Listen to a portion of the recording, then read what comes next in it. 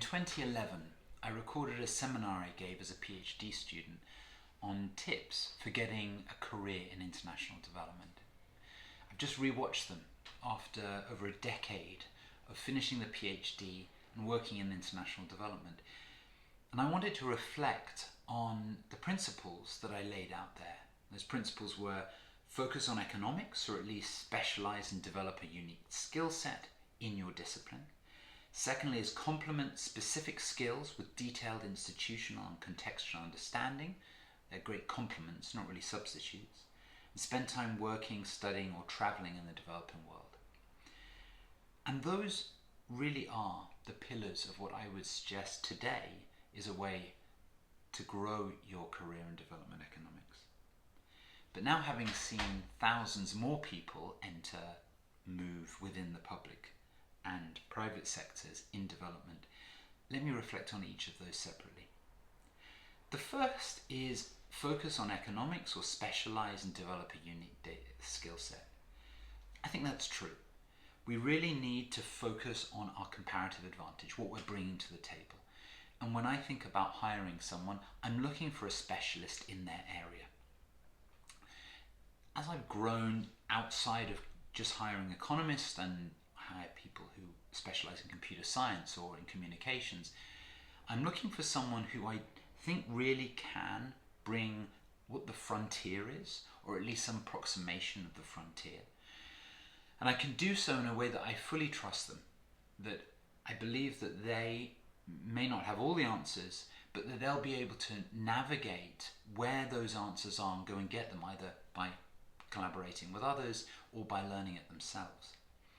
And so signals that that person is not just interested, passionate about their sector, but has the capability to go and find whatever the frontier is.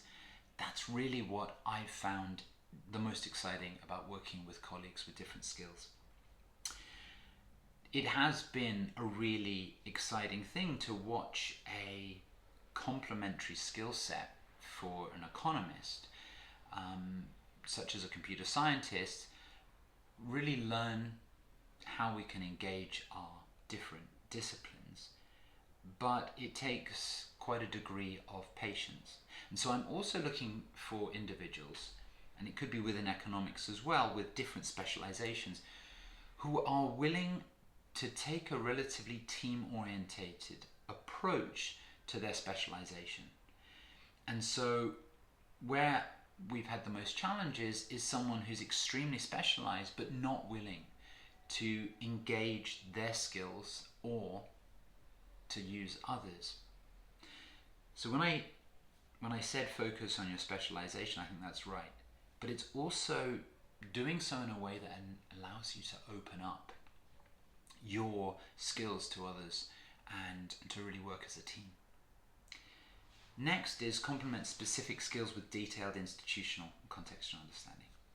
I mean, that really is at the crux of what makes an effective member of the development community.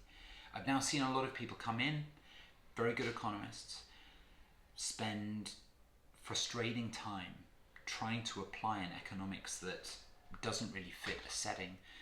They get frustrated. The people they're collaborating with within a developing country government or private environment are frustrated. That ability to bridge actually is the core of success, because economics as a very powerful lens is, and I think we increasingly know this from academic research, very much mediated, or the lens that economics provides us is going to be different from those different viewpoints and settings that we work in. And so I now look for someone who's an outstanding economist, but who's proven that they can apply economics within a particular setting. And then finally, spending time working, studying, and traveling in the developing world. I can't imagine hiring someone who hasn't done that. And so when I look back over these three, I think those are the three core pillars. So It's not really anymore that I focus purely on economics as a profession. My team's quite large and it has people of all different types of specialization. But those specializations have to fit within a team.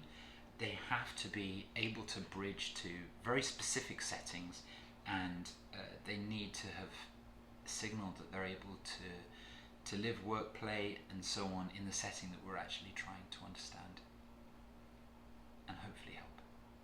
So I hope those reflections give you a little bit more food for thought.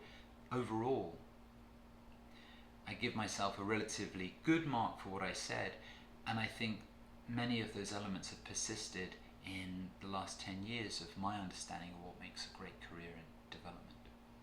I hope that's useful for you, and thank you for listening.